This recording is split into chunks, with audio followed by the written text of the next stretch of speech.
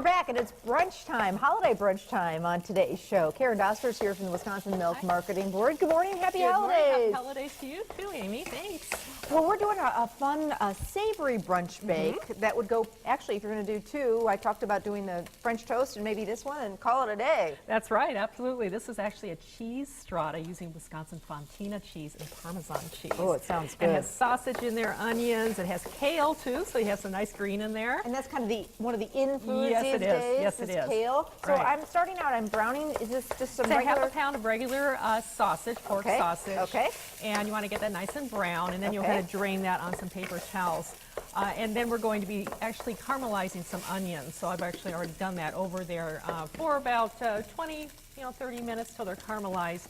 And you can actually add right now our kale to that. Okay. So you want to wilt that kale. Okay, did you just buy this like in a bag? Yeah, I bought it. Actually, they have it now, the baby kale That's in a bag, nice. which is great. Or you can buy the big kale and just chop it up yourself. Either way will work. I find that to be much easier for me. So start with the onions. Is there butter in there with the onions? Yes, there's a little bit butter in there as well. And cook Yeah, those I've already done low that. and slow, and then after they get nice and caramelized, we're going to add Just set it aside then. quite a bit of kale, it looks like. Yes, but if you've ever cooked spinach or kale, it does shrink down. Okay. And you won't even notice that very much in the final bake that Okay, you do sounds make. good. All right. So while you're doing that, I can start here with our eggs.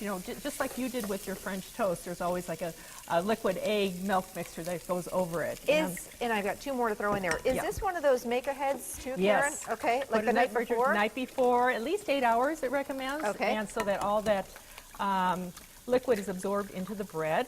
And again, I'm using a loaf of French bread in here as well. I've already cut that up into chunks, Okay. but a full loaf would be great here. And this is a nice big casserole 9 dish by that we've 13. buttered. Right. Okay, so 9 eggs. Seems like a lot, but it really absorbs it all. I have 2 3/4 cup of milk. Just put that in there. And this is going to serve a crowd, so Yes, it leftovers does. are kind of nice because you can cut a piece and We've warm it been up in having the leftovers microwave. the last couple of days with my Yeah. husband, You so know, it does work. Let me tell you, you just reheat it. Yep. I have a tablespoon of some Dijon mustard, so that adds some great flavor to it as well. And then a little bit of salt and pepper. Okay. And a little bit of nutmeg, which often goes in those kinds of bakes there. Mix that all together. Smells All right. so good with sausage. And Fontina cheese actually melts really well. If you've ever had that, it's kind of a tart, slightly earthy flavor to it. And of course, Parmesan, we all know and love that one too. It adds a lot of great nuttiness to the dish. Yum. So as those, well. those are the two cheeses we're using, Right. Fontina and Parmesan, okay?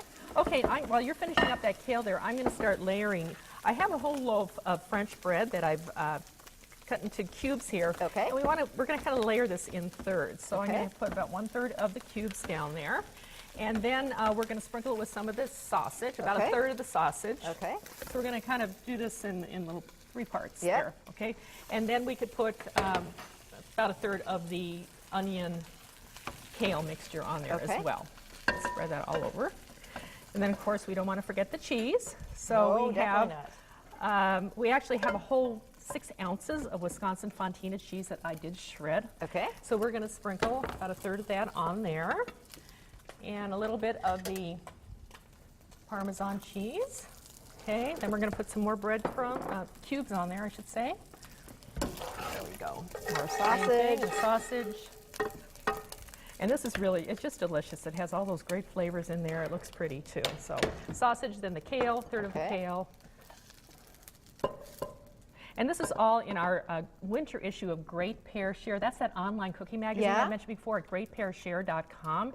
And there's all kinds of holiday entertaining recipes in there, brunch recipes, pie recipes, for all winter long. It's our winter issue as well as holiday entertaining. So Yum. there's a lot of wonderful recipes in there using a lot of our Wisconsin cheeses. So we finally have that one. The rest of the sausage. We used a regular sausage, but I thought Italian sausage might be nice. That with would be this, delicious with the too. Whatever Parmesan you and like. The rest of the kale on Okay. there. And then I'll let you sprinkle the rest of the Parmesan on. And You I'll bet. put the Fontina on. There we go. So the egg doesn't go on until last. That's right. You pour everything on at last. The last step there. Okay. Okay. And you pour that over You it. betcha. So then this gets covered well, parked Covered in their with foil. fridge. And again, then just take it out the next morning. Let it sit out for about 30 minutes to get to room temperature.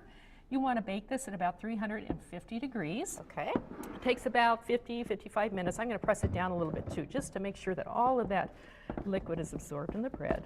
Yum. There you go. And then you bake it again 55 minutes. Let me go and back to the oven, and it makes it's all look. ready. You I'm can gonna see go how rinse my hands big here. that. It's a big, heavy casserole dish. The guys are going to be all over this. Yum! I'm very uncovering it. eggy. It's beautiful. Look at all that cheese. Oh my goodness gracious! My husband Bob would love that. Oh, yum! Now you can get the recipe. So let it sit for a little bit, and then cut it into squares. I say about 10 minutes and cut it into squares. So it really makes, a nice accompaniment to like the sweeter French toast that you had and some of the other brunch recipes Fresh that we're going to talk fruit, about. some juice, and coffee. Yeah, And there you go. everybody's going to love it.